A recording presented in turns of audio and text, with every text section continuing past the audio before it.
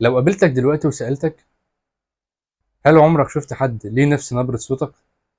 هتقول لي بكل ثقة لأ. طب هل فكرت ولو للحظة إيه السبب في اختلاف أصواتنا مع إننا بنملك أحبال صوتية زي بعض؟ لو عايز تعرف يبقى أنت محتاج تشوف الفيديو ده.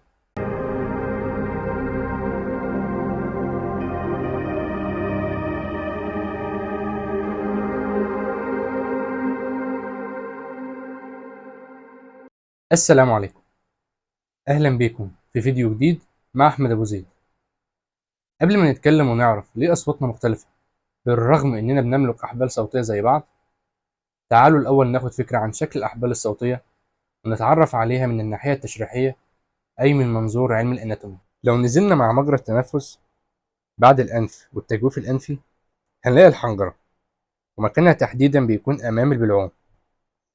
البلعوم متصل بالمريء ثم إلى باقي الجهاز الهضمي، والحنجرة متصلة بالقصبة الهوائية ثم إلى باقي الجهاز التنفسي.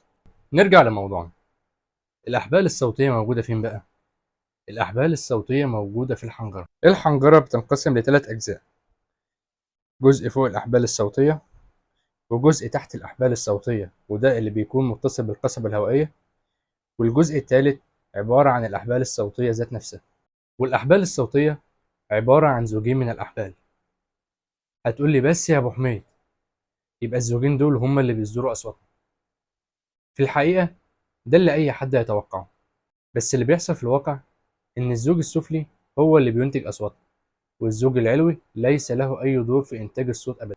ودي صورة بتوضح شكل الأحبال الصوتية. الصورة اللي على اليمين بتوضح الأحبال الصوتية أثناء الكلام، والصورة اللي على الشمال بتوضح الأحبال الصوتية أثناء التنفس. وأكيد أنت استنتجت دلوقتي أمر مهم، وهو إن أثناء الكلام التنفس بيتوقف لحظيا إلى أن تتوقف عن الكلام فيعود التنفس مرة أخرى. يعني الأمرين ما ينفعوش يحصلوا مع بعض. وأنت أكيد لاحظت إن لو في حد بيتكلم كلام كتير من غير ما ياخد نفسه بتلاقي وشه أحمر وهيتخنق، فتقوم تقول له طب خد نفسك الأول.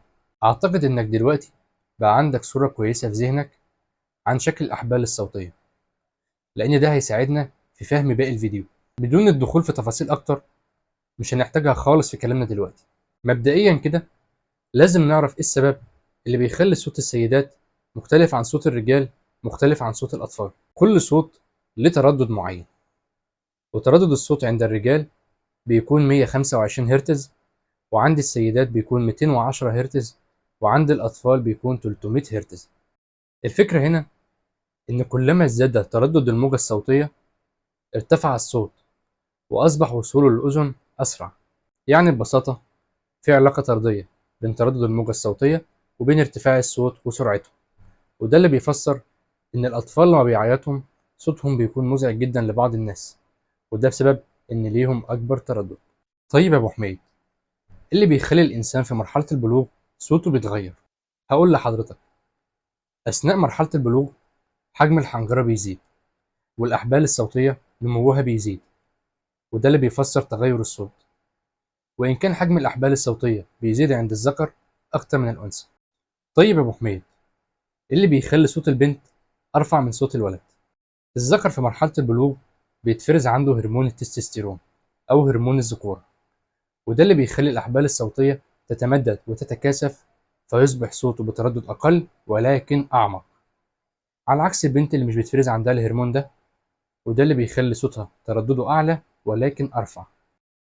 طيب يا أبو حميد، معنى اللي قلته دلوقتي إن الرجالة صوتهم زي بعض والسيدات صوتهم زي بعض، وده مش بيحصل في الحقيقة. مفيش حد صوته زي التاني. مظبوط فعلا، وده لأن أصواتنا شبيهة ببصمات الأصابع.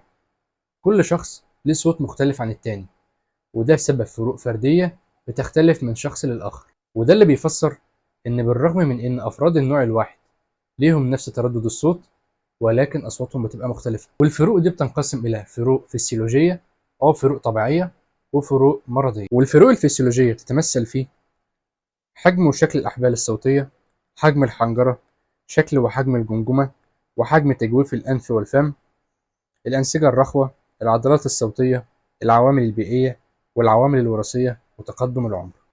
أما عن الفروق المرضية فده بيكون بسبب مرض أصاب جهازك التنفسي، وأثر على الأحبال الصوتية، وده بيكون بشكل مؤقت أو بشكل دائم. يعني إيه الكلام ده؟